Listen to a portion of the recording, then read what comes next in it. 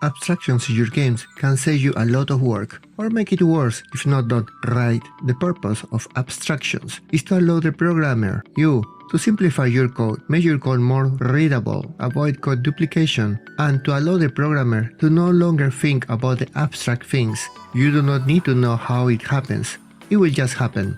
If an abstraction adds complexity, it is not well made. Lot of good abstraction wastes time and resources. But if you have a good abstraction, it allows you to also decompose the problem into smaller ones, making things easier to understand. But why would you want to abstract your code more? Let me show an example with the latest game I'm making.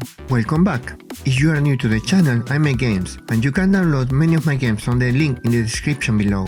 This is just a building in my game. I can use it to mine minerals, and this is a mineral crusher. It breaks minerals into smaller chunks that can be melted and then refined. In these two other buildings, there are many similarities between all those buildings and the many more that are already in my game. I need code to control how buildings are in the map, how those buildings can store items, process items, and generate different outputs that can be used to produce new things. There are two main solutions for the implementation of these buildings. The first one is to have almost the same code in all the buildings. It's quite cheap and easy to copy the same code over all those buildings. And if I do not care about extending functionality of my game, I can leave it like that. But if I want to add something new that is generic to all those buildings, I will have to copy-paste the same code into each other of those buildings. And if a bug is found, then I will have to patch all those buildings. As you can guess now, I can waste a lot of time just doing copy-paste code. Sometimes code duplication is far cheaper than a wrong abstraction, but in this game code abstraction is a must. The second way is to move all the base functionality that makes sense of all those buildings into a common place, the abstract class, so all the code is centralized into just one location, so I can add new functionality to all the buildings if needed, so patching will be a lot faster. Since all the base code is shared across all the buildings, it sounds simple,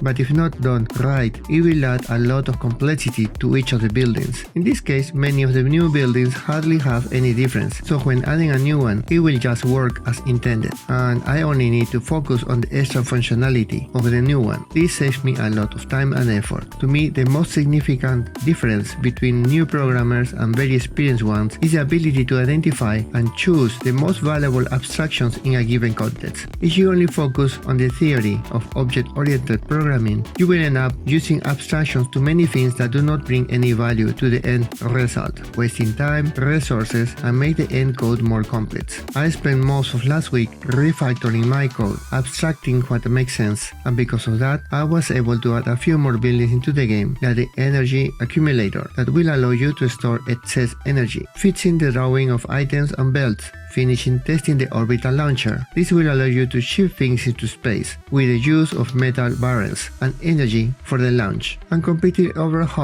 the item creation process so factories can create new products, and the implementation of new products is quite simple now. I only need to add properties for the new item, add the graphical asset and the recipe that will be used to make that product, and that's it. Everything else will automatically be taken care of. And that's it for today, a short update of the progress in last week. Let me know what you think in the comments below. If you want to support my work, please click like and subscribe, and click on the notification bell so you do not miss my next update. Thank you so much for watching my journey. See you next week.